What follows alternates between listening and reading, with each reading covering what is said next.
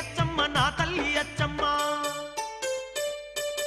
కలియుగము 5000 ఏళ్ళైనాక ధర్మము నాశనమైపోతుందమ్మా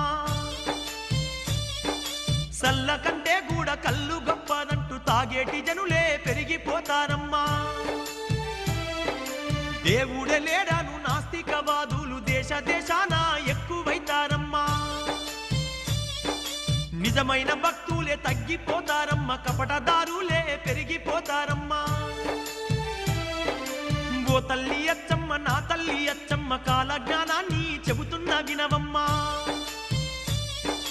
ధర్మాన్ని వీడి ధనము కోసమే అయినోళ్ళనైనోళ్ళే సంపుకుంటారమ్మా